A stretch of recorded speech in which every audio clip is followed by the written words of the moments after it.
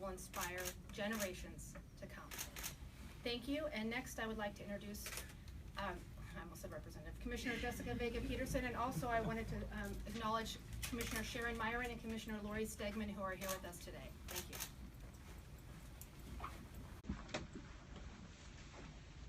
Good afternoon.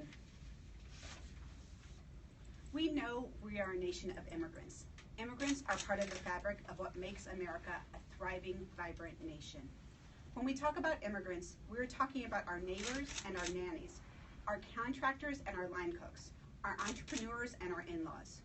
We are talking about families like mine who came to this country in pursuit of opportunity, just as millions have had before them. I will not allow fear-mongering to tarnish the contribution that my family and I have made to this country. Both sides of my families have faced hostilities. My father is Irish, and for many years in this country, the Irish were unwelcomed and belittled. On my mother's side, they came to this country from Mexico, seeking safety and opportunity for their family. To listen to the demonization of immigrants and the talk of building a wall on the southern border angers me and belittles the contributions that families like mine have made. Since the November election, we've seen more pronounced discrimination against people and immigrants of color, which is no less short-sighted now and no less immoral than it was when our country feared an Italian mayor, a German Supreme Court justice, or an Irish Catholic president. We are better than this. We will continue to welcome and value immigrants and refugees. To the immigrants and refugees struggling to understand what this means and wondering how they are welcome in this country, I want you to know, I value you, I welcome you, and I will fight to keep our community and our families together. Our inclusive community will not bend amid pressure from anyone. We will continue to work with our community groups and law enforcement agencies to uphold local and state laws and the U.S. Constitution to preserve the safety and dignity of all of our community. Thank you.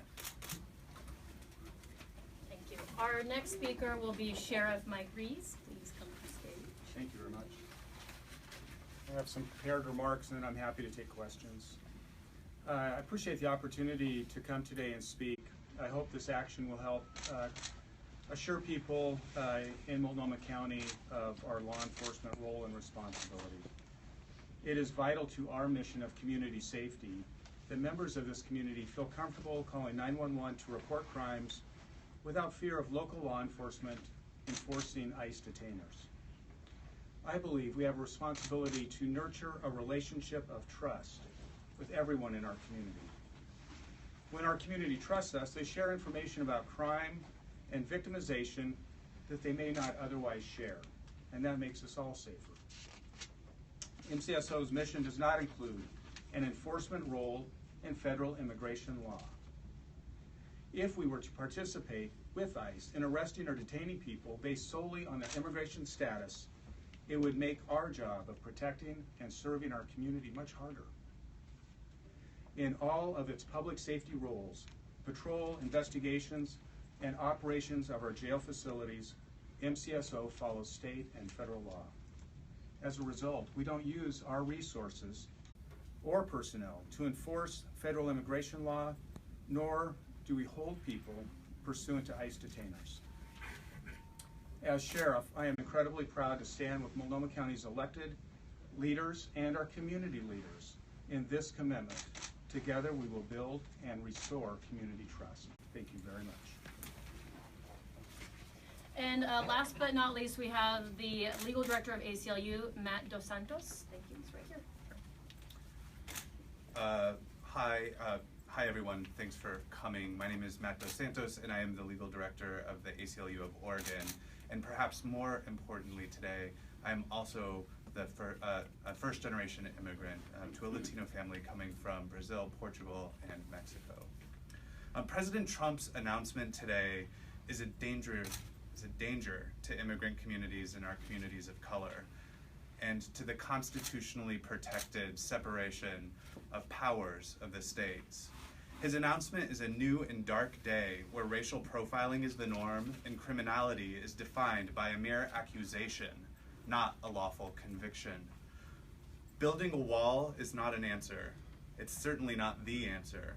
President Trump's fantasy of sealing the border with a wall is driven by racial and ethnic bias that disgraces America's proud traditions of protecting vulnerable migrants.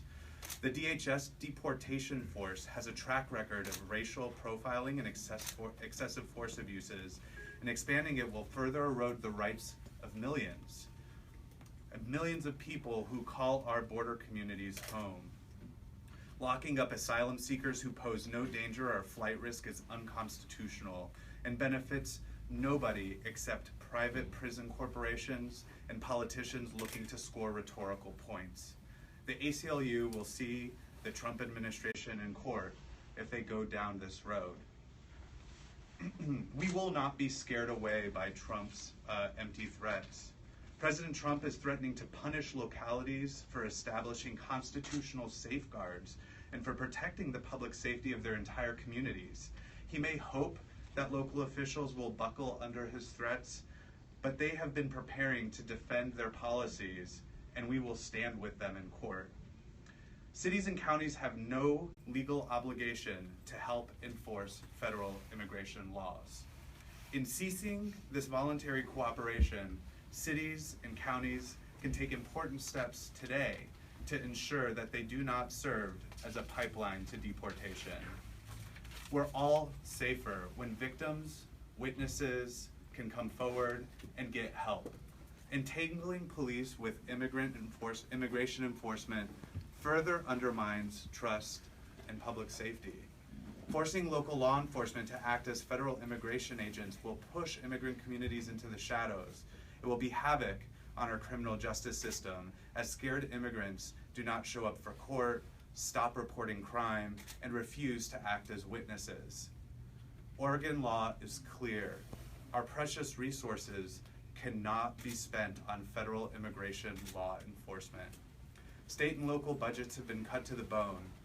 ICE shouldn't force locals to do its job. Only our state and local police can enforce state and local laws. Especially in these times of tight budgets, they need to concentrate on local priorities and local crimes that the federal government won't enforce. Thank you. Thank you, everybody. So we'd now like to take the opportunity for a few minutes of Q&A. So speakers, please come to the stage. And press, feel free to ask us questions. Sheriff, if I could ask you a question first. Certainly. I'm sure there's a lot of unknowns of how this is going to be implemented or enforced. Are you expecting or bracing for any kind of monitoring of your interaction with the public or an audit of incident reports to see if your deputies are, doing anything wrong or turning a blind eye to illegals? Again, I think that there's a lot that's unknown in the statements that were made today, and I can't predict what may occur at the federal level. Certainly, I want to reinforce to people in our community, we're going to follow current state law. We're going to continue doing the things that we've been doing for a long time in building trust in our community, particularly with communities that have historically had difficult relationships with law enforcement. Maybe they come from countries where law enforcement is not to be trusted. And here we want to reinforce that we work for everybody. We want to really establish a relationship of trust with everyone in our community. It makes us all safer. Sure, Corey, do you start any math on federal funding and if that money should go away, what you do, or do you just wait and see what happens? Well, there's really no way to predict at this point what the actions that we're taking today are going to look like. I think it's incumbent upon all of us to stand up to bullying and threatening and to say we're not going to take it. Yes, federal funds are extremely important to the work that we do to provide services, but we can't just be bullied around by someone who wants to enforce rules and laws that we think are detrimental to the very fabric and core of who we are as a country. Do you know a percentage of how much of the county's budget is federal funded? I don't have that off the top of my head, and I don't know.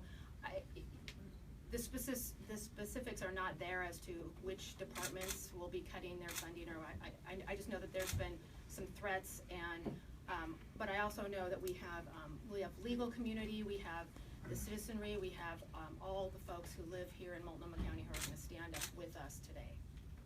Is Multnomah County officially a sanctuary county? Oregon is officially a sanctuary state, and I think. But some cities have passed resolutions Right, as well. yes, we